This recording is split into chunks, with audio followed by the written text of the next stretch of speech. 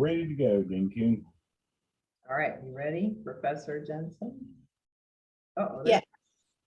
Hello, Pop. Are you gonna ask some hard economics questions? You're, that's all right. All right, welcome, y'all. I really appreciate you being with us on this incredibly beautiful day, as tempting as that is. We know where your hearts lie, and it's with scholarship. I'm Linda Kuhn, I'm Dean of the Honors College, and I am very, very happy to introduce my colleague, Toni Jensen, for this third sneak preview of the Fall Honors College Signature Seminars.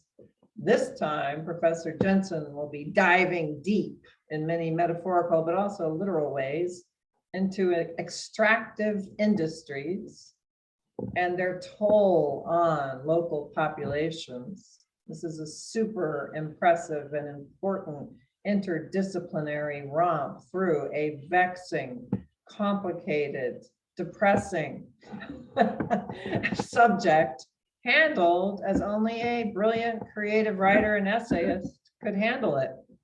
And that would be Toni Jensen, whose book, Carrie, a memoir of survival on stolen land, came out right in the middle of the pandemic. But that certainly hasn't stopped people from taking notice at a national and international level of her brilliant work. And these are it's a memoir and a series of essays about gun violence, land, and indigenous people's lives, published by Valentine, which is very nice. She's also has a short story collection. She's been racking up the national dollars from major funding institutions, including the National Endowment for the Arts. She's published widely in very prestigious journals. She's just come back from a gig at Florida Atlanta, very nice writing in residence gig, of which she's had several, and is a brilliant teacher. And I know that when you're over here in the Honors College, you have a lot of intel about who's really good. And I think that we can safely say you're looking at one of the best. So I'm going to go ahead and turn this over to Professor Toni Jensen, who's going to give us a glimpse into what is going to be a memorable and very significant Honors College Signature Seminar. Remember, students, you do have to apply to get a seat in this one, and we can talk about that at the end. So, all right, take it away, Professor Jensen.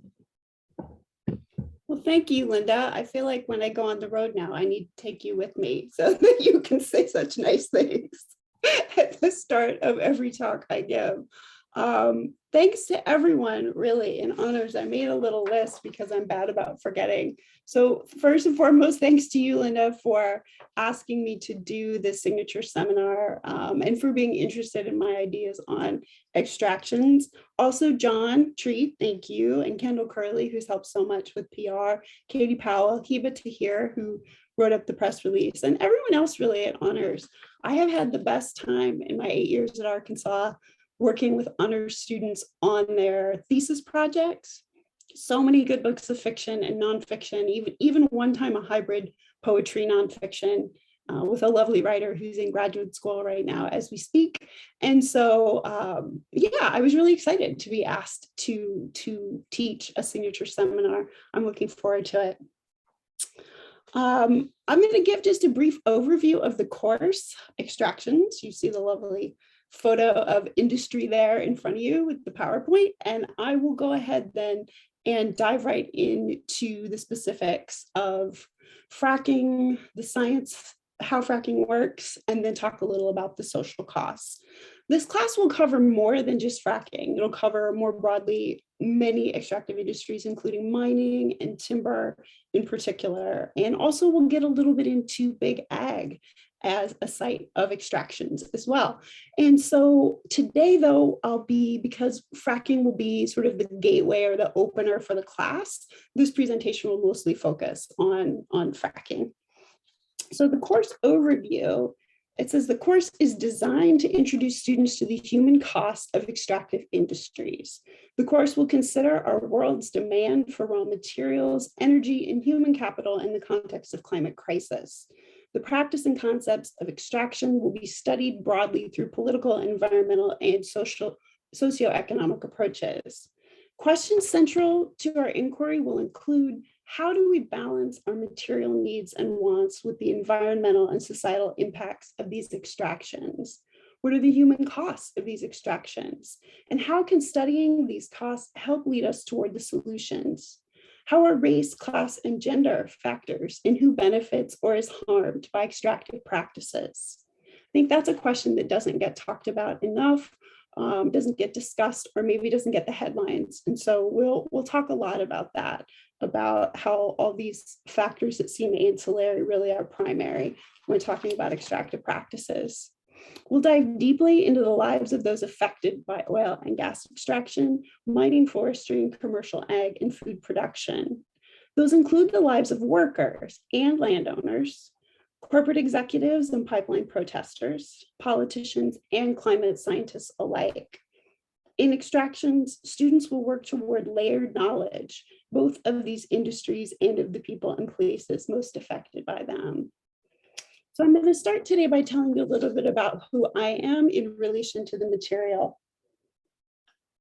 And it's already allergy season just today in Arkansas. So if my voice cuts in and out, it's allergy season. Welcome to Arkansas, right?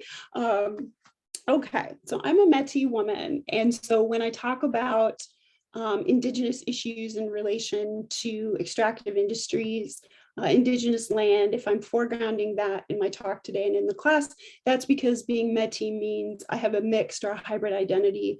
Alberta Métis in my case, meaning that part of my family is from Alberta and is intermarried with colonial settlers, mostly Irish, Scots-Irish in my case, some English, some Danish, but mostly I'm Native and Irish descent.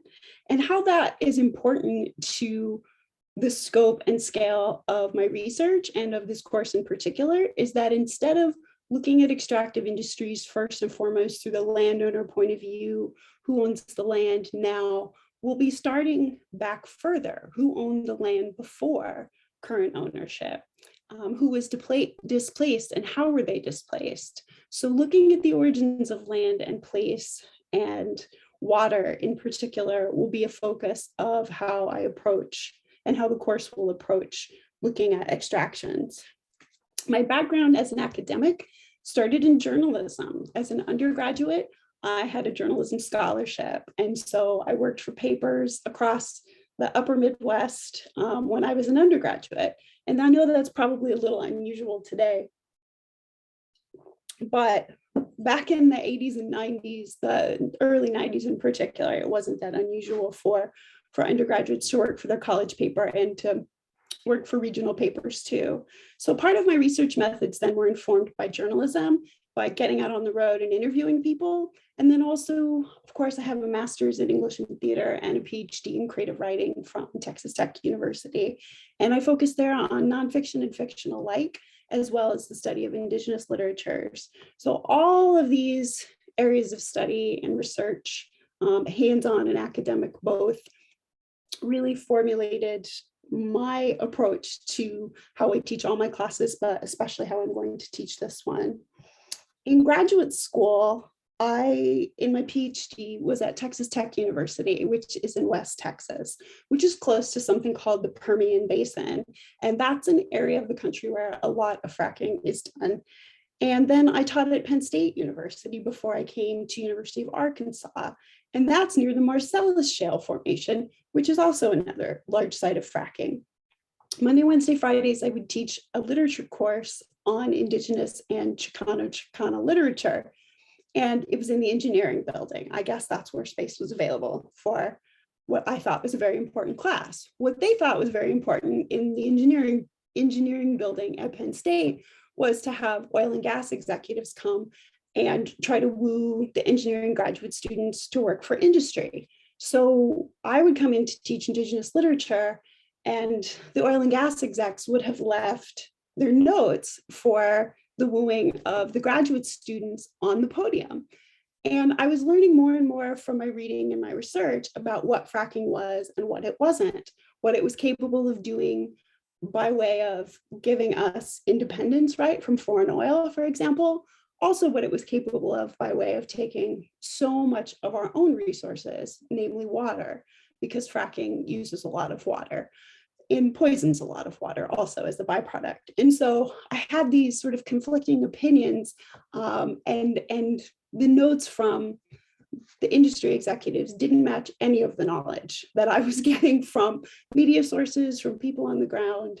And so there was this dissonance that started to be created in my research, in my thinking, between what was being presented, to my students who were being recruited into industry, and what I was learning from the media, from scientists, from scholarly study, from some of my other students in creative writing there, whose family farms were being bought up, who were promised all sorts of things from oil and gas industry that weren't being delivered. Instead, they were getting ruined roads, properties whose value went down, and the inability really to live anymore in their own land.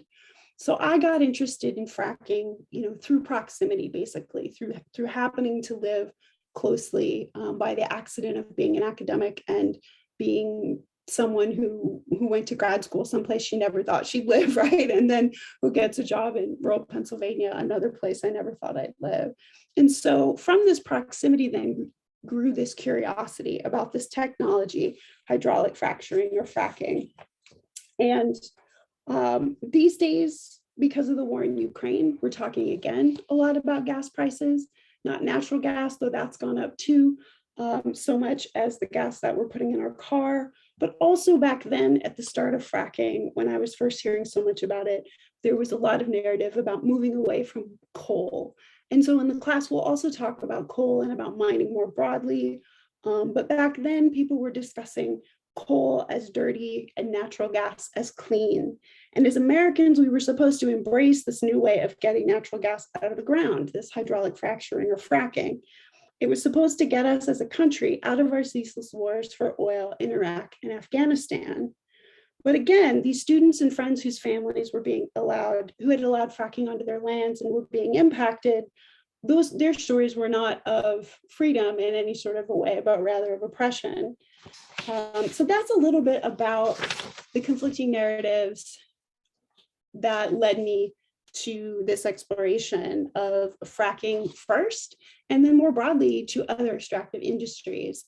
Once I learned more and more about fracking through doing primary and academic archival research and doing quite a bit of writing, then I became even more interested in other extractive industries and how they functioned. So the literal of how they worked, the larger scale of conflicting narrative and what that means for us in a socio-political context, and then the larger scale too of the environmental crisis and how all of this impacts people's lives.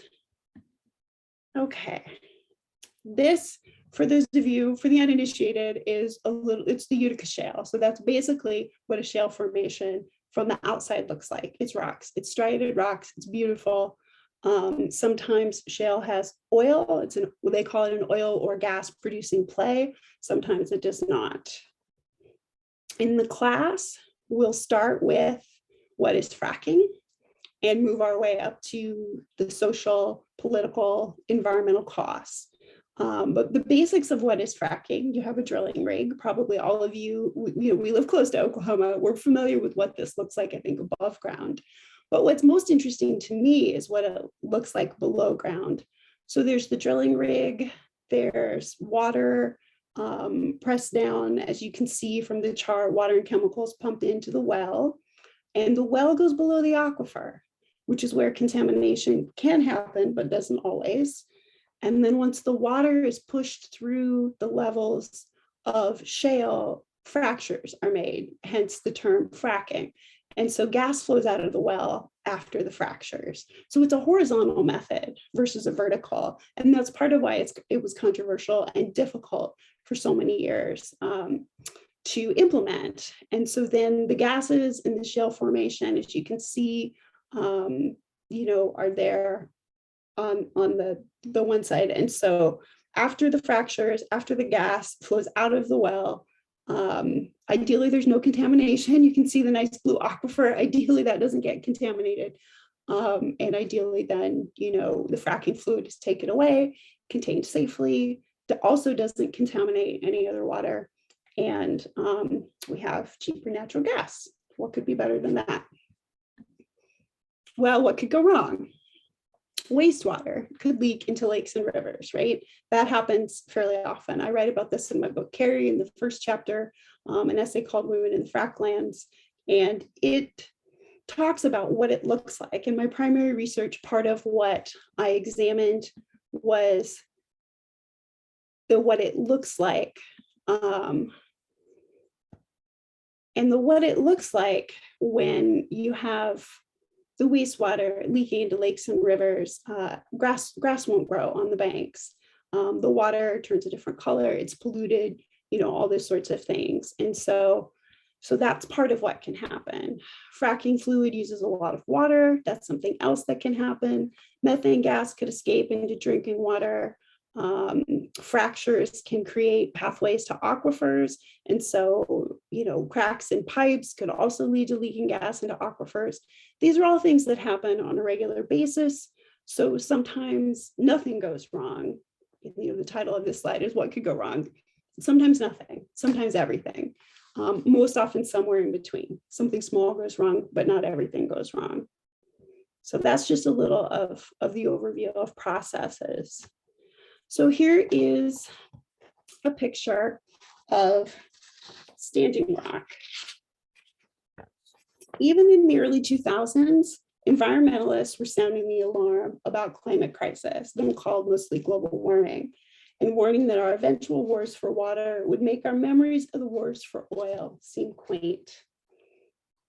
Fracking uses a massive amount of water. In the United States, the average can run between 1.5 and 9.7 million gallons of water to frack one single well, according to the United States Geological Survey.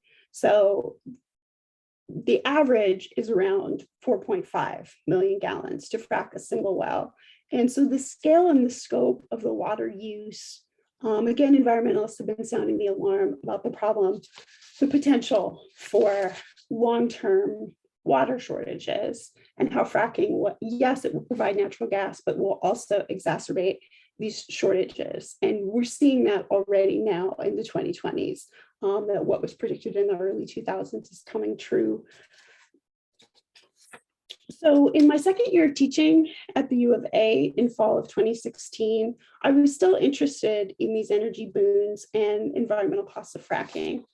And I've been hearing about something called man camps that were causing trouble for locals around fracking sites in Texas, Pennsylvania, and North Dakota. So man camp is basically just a group of trailers, RVs, or temporary housing that's thrown up kind of like FEMA trailers after a hurricane. And there's no address, right? It's temporary.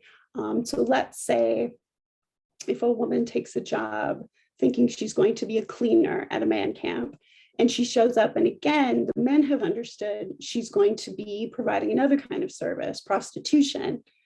It's a rural, remote area. She can try to dial 911 on her cell phone, but she can't give an address, right? Because there is no address. There's no way to geolocate her. And so this was happening on repeat, especially in the Bakken in North Dakota, but also in the Permian Basin in West Texas, and to a lesser degree, but still happening in the Marcellus Shale. So I went to these sites and I interviewed women who had had this happen to them. And I interviewed social workers and psychologists who helped get the women out of that life in some cases. And in other cases, the women fell in, through the system, through the cracks. And those were the stories that seemed to haunt the social workers the most, were the cases where they would start working with someone and then lose track of them and not ever know, what sort of an outcome, what happened essentially. And I was researching this at the time for fiction. And I still have some short stories that have, this as subject matter, but there were many women increasingly who I would speak with who would say, if you do ever write this as nonfiction, please use my information. It's okay to use my name. It's okay, to be specific. And so I started increasingly thinking about writing a nonfictional project that would include some of the stories as well as the statistics of what was happening. And so some of that is in my book, Carrie, and some of that will be in my next book, the Book of Gratitude and Grief, but my next nonfiction book. But it all started for me publishing on that with the essay Women in the Fracklands on Water, Land, Bodies, and Standing Rock that was published in Catapult Literary Journal in January of 2017. And so this is a picture here of the flags, all of the different tribal, all the different reservations, all the different tribes who came to Standing Rock brought a flag and planted a flag. And it's very windy in North Dakota. If you've never been, wide open space, beautiful big sky, at least that part of North Dakota. And so the flags flying in the wind was really quite a welcome for arrival at the protester camps. And for those of you who are uninitiated or don't remember, 2016, now that we've been through a pandemic, seems like really, I think for many of us, a very long time ago. So I'll go over some of just the kind of timeline and a brief history about all of this, and then we'll get back to some of the unexpected or unintended consequences also of fracking. Okay, so from December 2014, a company called Energy Transfer Partners, ETP, an oil company from Texas, applies to the federal government to build a 1,200-mile, $3.8 billion Dakota Access Pipeline to carry half a million barrels of North Dakota oil daily through the Dakotas and Iowa to a distribution point in Illinois. The proposed route skirts tribal lands and crosses under Lake Oahe, a Missouri River reservoir in the Dakotas that serves the Cheyenne River Sioux Tribe and Standing Rock Sioux Tribe's drinking water sources. So that happens in 2014. Then in April of 2016, opponents to the Dakota Access Pipeline set up what becomes known as the Osidi-Sacoan camp. And that just loosely means all my relations or all the people in Dakota. And so Native and non-Native people from across the country and the world eventually come together to take part in demonstrations against the pipeline. Occasional run-ins with law enforcement would turn violent.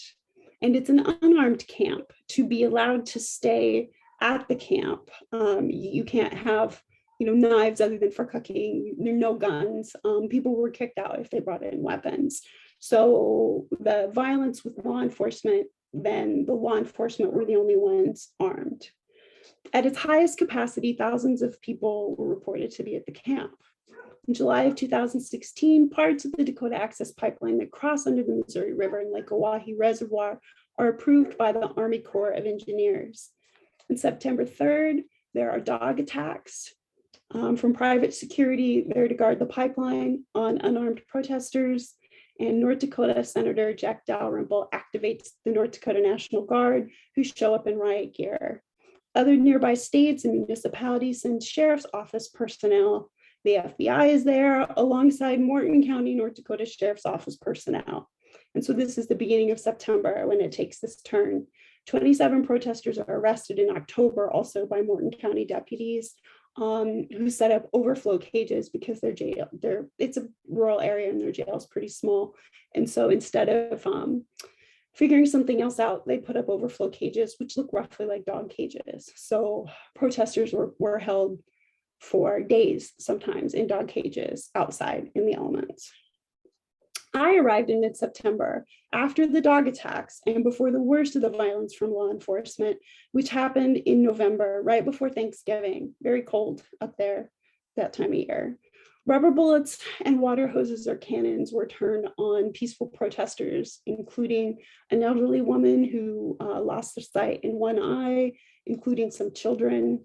And so law enforcement lobbed rubber bullets and water at crowds of demonstrators at temperatures that were below freezing.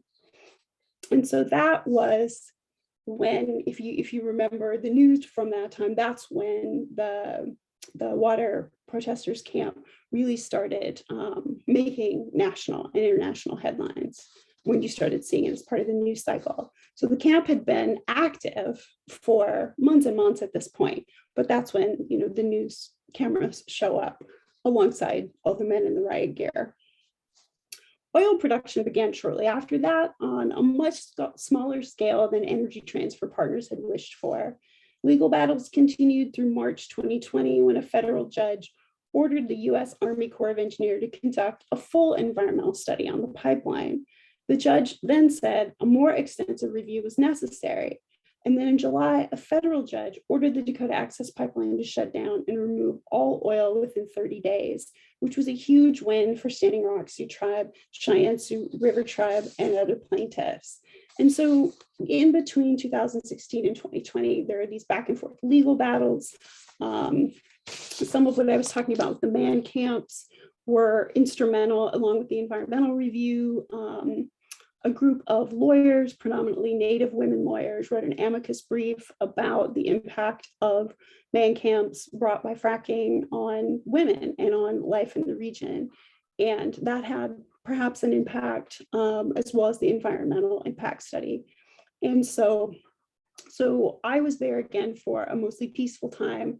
When I did press for my book, Carrie, everyone always wanted to make that more exciting and bigger than what it was. Oh, you worked the front lines, and what did you see? What sort of violence? What I really did was I sorted donation clothing. People from all over the country were sending teddy bears for children and warm blankets because the camps were supposed to continue through the winter. And so, I sorted boxes of donations so that like the clothing didn't get wet, for example, so little kids could have dry instead of water soaked teddy bears. It wasn't particularly sexy or exciting work, but it was beautiful to be there with thousands of people who were all there because they felt like this pipeline going in the Missouri River would jeopardize all the water for, yes, the tribes, but also for everyone downriver, which is, most of us. And so, most of us listening today.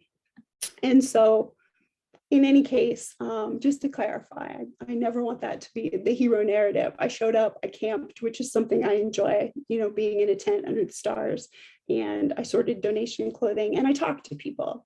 And I, as it says in the essay, I also walked school children over to the camp school and then back to their parents, some of whom were on the front lines or who were cooking, which was a more important task than I was given to. And so, so I did that. And that was my role at the Standing Rock protest, that and listening and gathering stories for my work.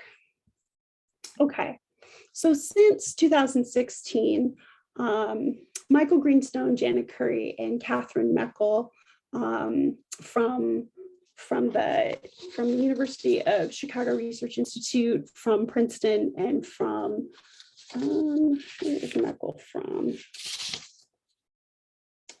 from UCLA. So the three of them have been studying effects and unintended consequences related to health around fracking sites. And what they discovered that was surprising, and I think initially met with resistance, but now they have enough sample surveys to quantify that babies born within 3 kilometers or about 2 miles of a fracking site are more likely to suffer from poor health. And especially the impacts were to babies born within 1 kilometer, about a half mile of a site. So landowners who allowed fracking on their land, essentially, or neighbors of landowners who allowed fracking on their land. And those babies were 25% more likely to be born at a low birth weight, less than 5.5 pounds.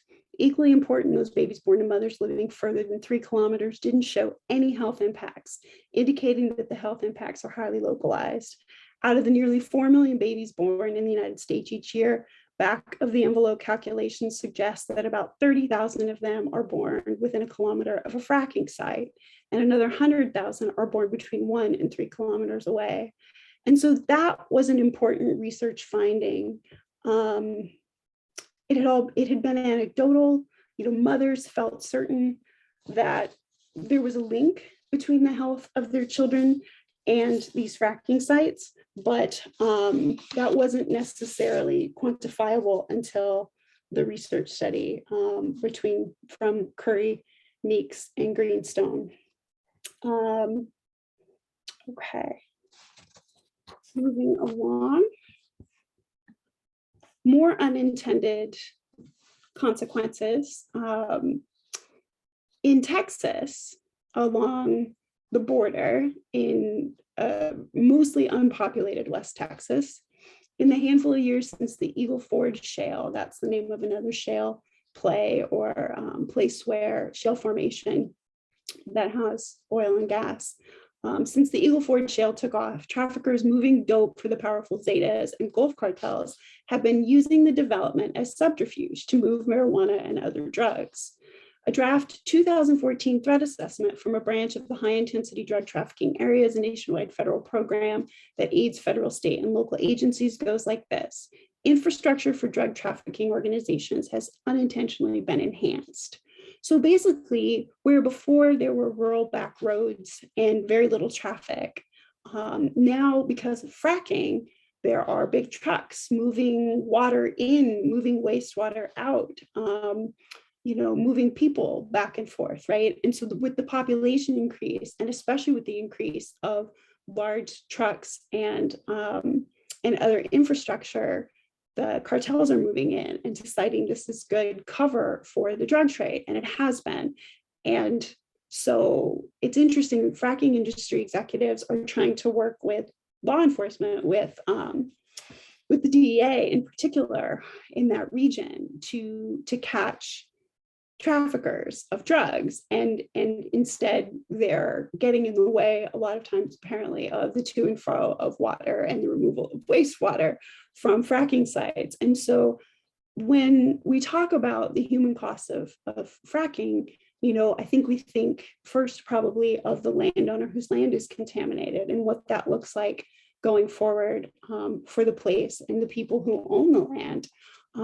But in this class, we'll talk also about the truck driver who is going to lose his job because he's held up by the Border Patrol, right? Or because he's held up by the DEA on his way to work. And so Border Patrol, DEA have their hands full enough already. And now this is exacerbating the drug trafficking apparently in the region. And so what does that look like if you're, a worker, if you're an employee? What does it look like if you're a truck driver? What does it look like if you're a rancher just trying to get out and check on your cattle? How does it affect the locals? And also, whose land was that before? Chiricahua Apache would be one tribe who was in the region before and are still in the region. And so how is that affecting relationships with non-native ranchers, with native ranchers, with people whose families have been from the area since always? And then how does it affect newcomers, like the people brought there by fracking and the oil and gas industry? So I'm interested in the complete picture. And when we talk about land and land rights in the class, we'll also talk about the narratives and who sometimes helps whom will be really interesting and I think surprising for a lot of students, the partnerships that form sometimes either in favor of gas and oil exploration or against it. In Nebraska, for example, there's an alliance called the Cowboy Indian Alliance. And so it's Native people and cowboys, people who consider themselves cowboys, non-native, mostly white ranchers who own the land now, and they're partnering against pipelines going through Nebraska. And basically the ranchers and the tribal people are both against eminent domain of their land, and they both are against losing control of their land. And so it's an unlikely alliance or partnership that's been hugely effective, and that kept the Dakota Access Pipeline out of Nebraska and then moved it, so then it was moved, and that's how we had the Standing Rock protest because the pipeline could not go through Nebraska, hence moving all the way up to North Dakota.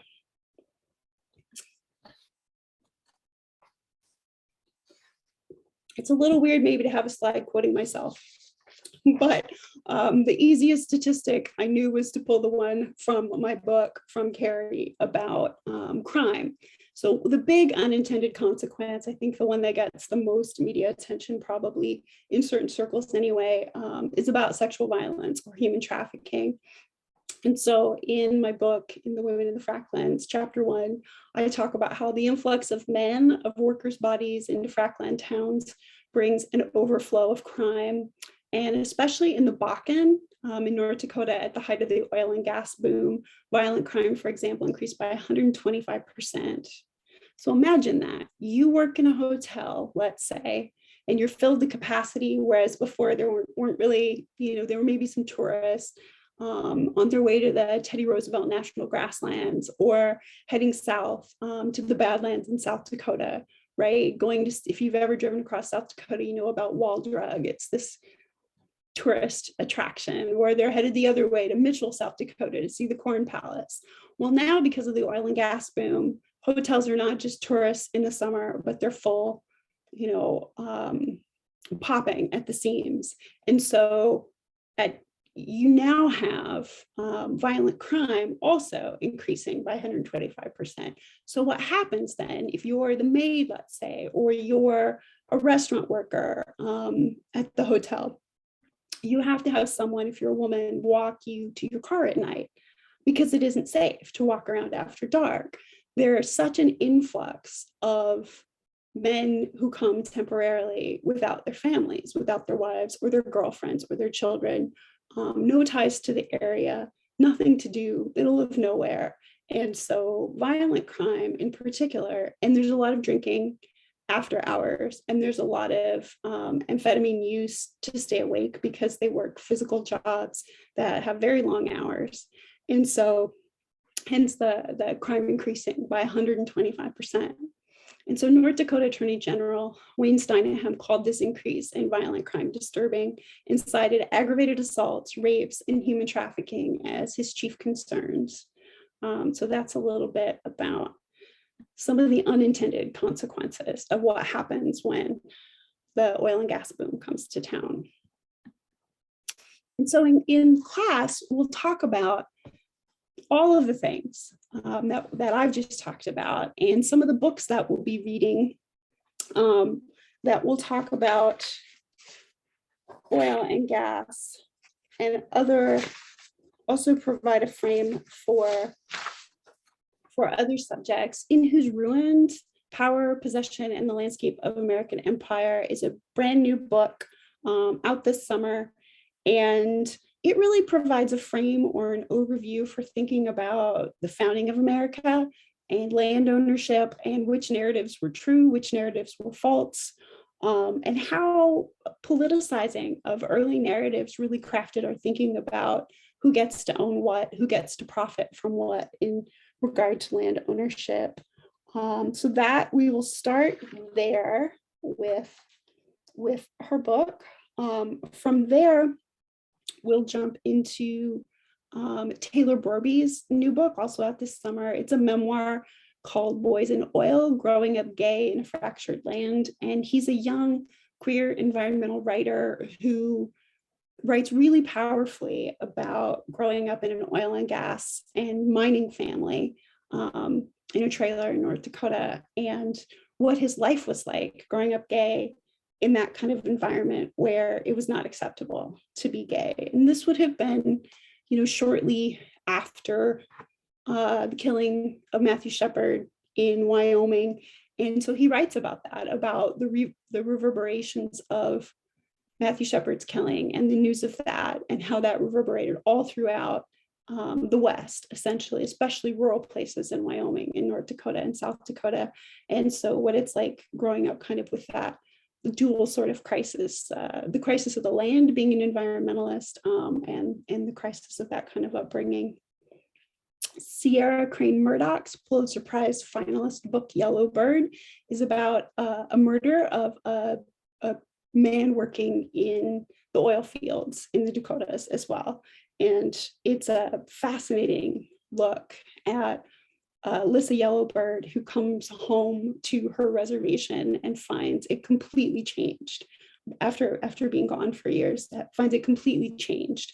And when a white oil field worker goes missing, she doesn't know him, but she decides someone should look for him. She keeps seeing, those pictures of him everywhere, and investigates.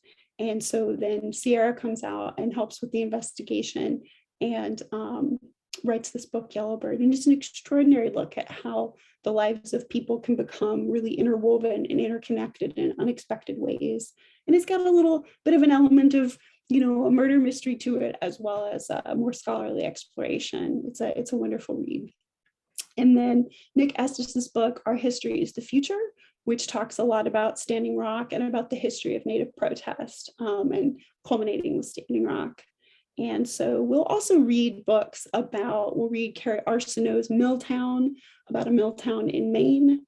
And we'll read some excerpts that have been published, work in progress from an Arkansas writer as well, about big agriculture and immigration and migration, and how labor patterns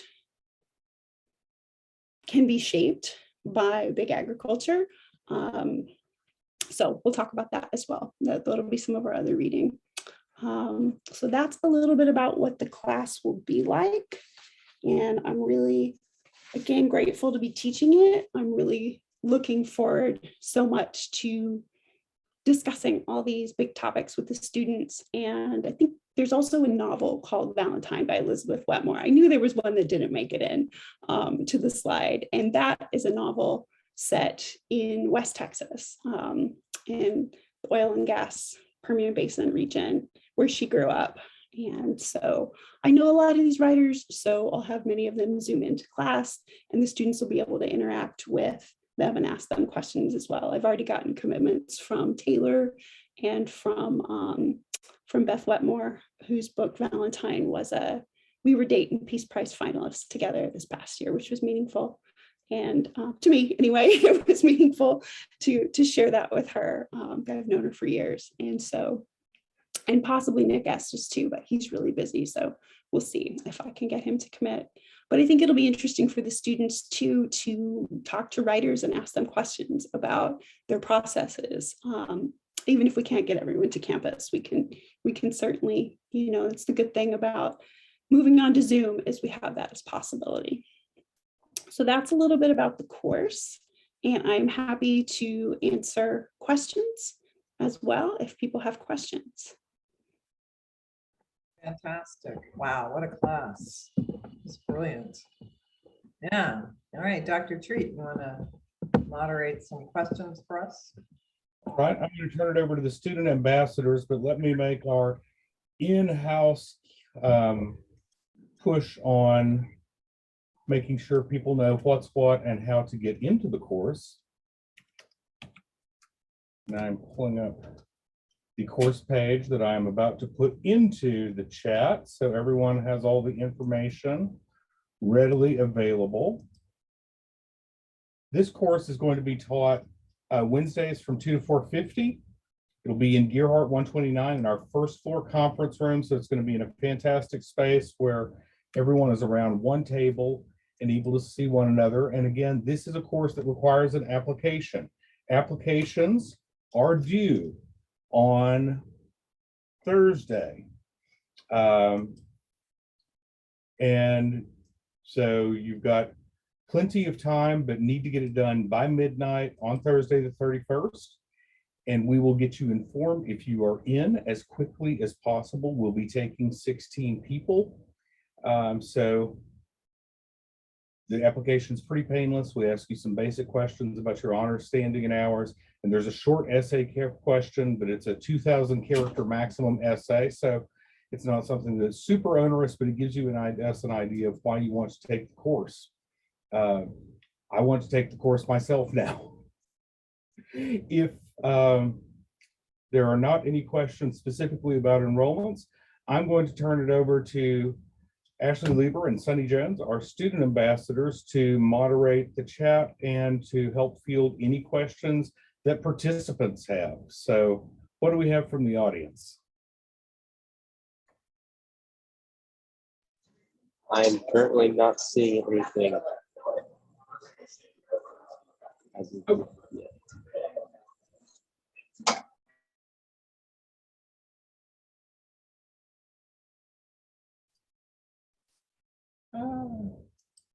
Still, I'm still here. There we go. I don't know where my video went. Sorry about that. Glad it didn't happen while I was speaking.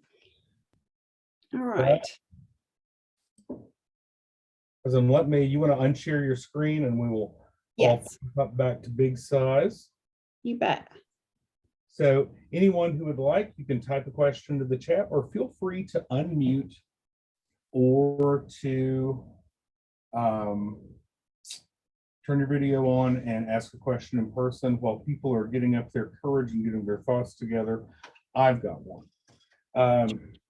This becomes such a class issue in places like Arkansas and Oklahoma with the Fayetteville Shale, where these jobs, some of them quite high paying. If you're a pipe fitter, like I've got some cousins who are some that are shorter term, but still good paying for the area, doing heavy equipment and driving trucks, are an important source, have been an important source since the economic turndown in 2008 of income for working class people. So what's our answer to those folks who say, we're going to lose jobs that we definitely already have? And how do you start that conversation with people about the longer term implications and why the short term economic benefits aren't worth it?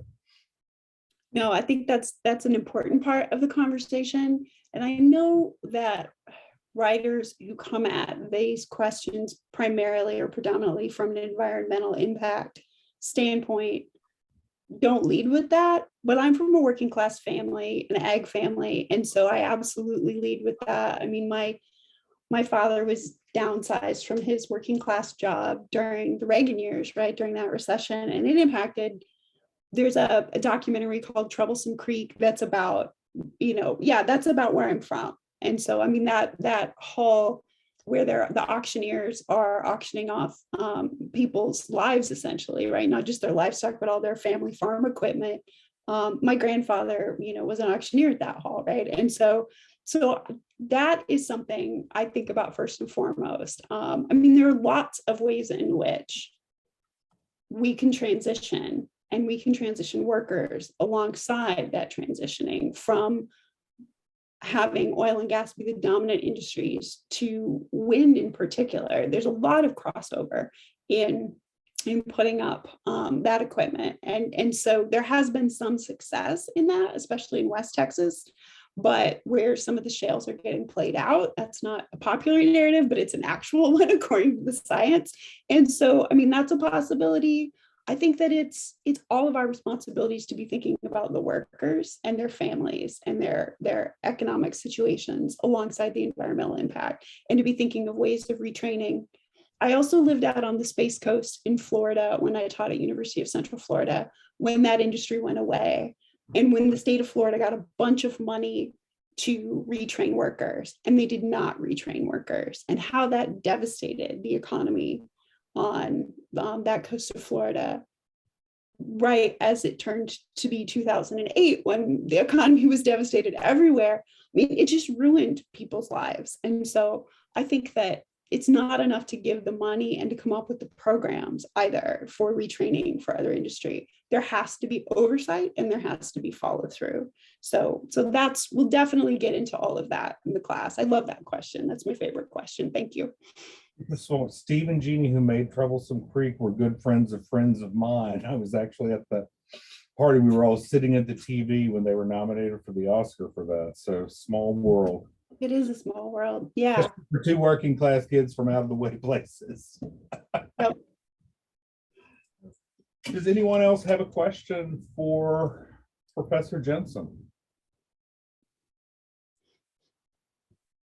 I see James Walker has his hand up. You wanna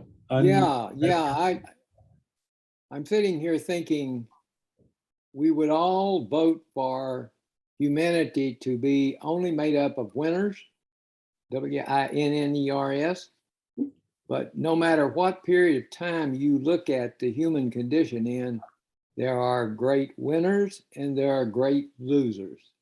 What on earth gives you any optimism that will be different in 150 years?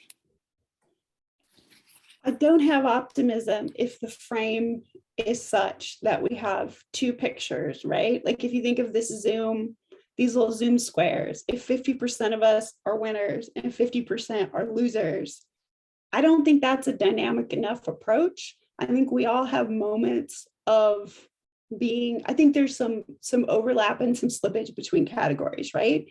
And there, in my family, for example, we had quite a bit more land and money at one point. And then what would he have been? Great-great-grandpa Charles gambled a lot of it away, right? And so then I guess briefly we became losers, and some of us, maybe if we're thinking just socioeconomically, clawed our way back to being on the winning side of the Hollywood squares of our Zoom screen here. So I'm not meaning to make light of your question. I think it's a good question, but I think that the wrong part of that question is the paradigm itself, is looking at history so narrowly that we focus on it in a win-loss sort of way. I'm suggesting that we explore it in a more multidimensional way and look at moments of time and how a narrative in particular about it, right? Part of why we say winners and losers is because that's the narrative we've been taught. That's the narrative frame that American politics and American history go through. So Trump being the winner and then Trump being the loser, for example, I don't think that narrative helps anybody. It doesn't put food on anyone's table. It doesn't make the environment better. So thinking of things as less a football game and more a web of interconnectedness is what I'm after, I guess. But yeah, if we think of it as winners and losers, then there are winners and losers. You're totally right about that. That's a good question. I think James has a response. You have a follow-up, James? Go ahead.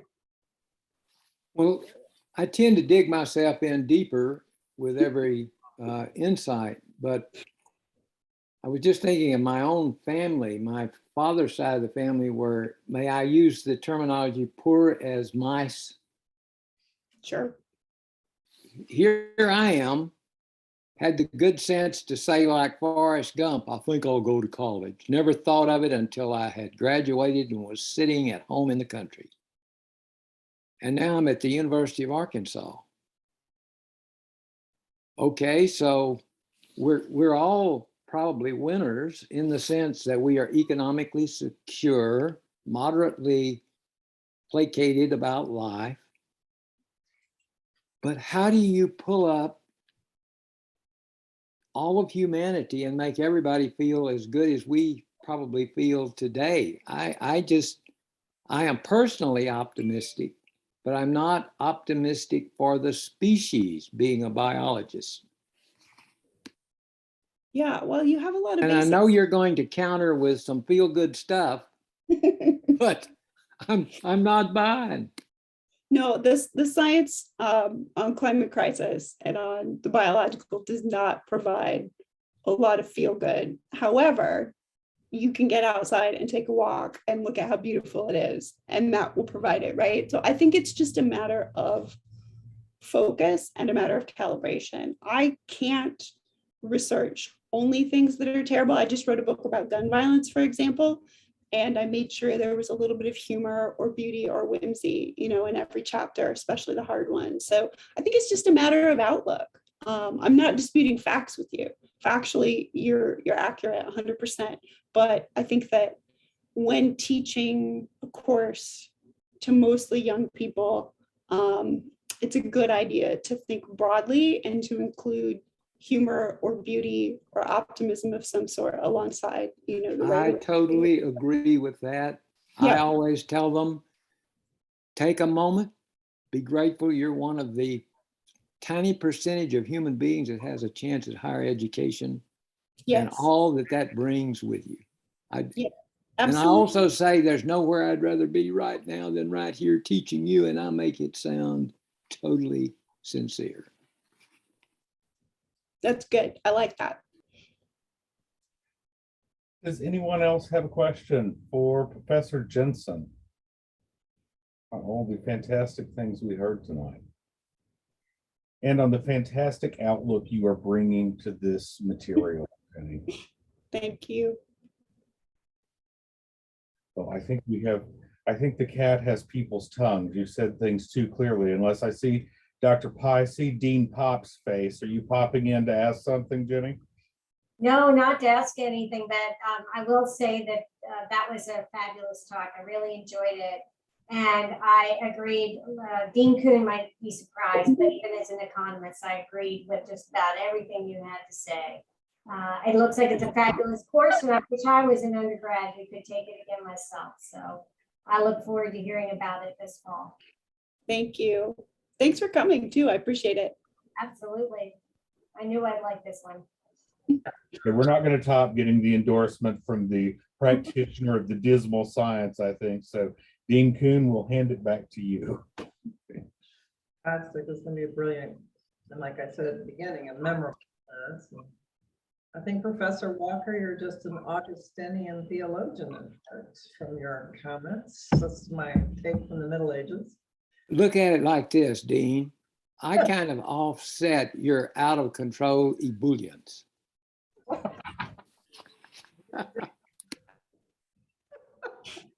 All right, well, thank you all for coming, and we are available for questions. Don't forget to apply for this fabulous signature seminar. You won't regret it. This will be one that you will remember years from now. So thank you so much, Professor Jensen.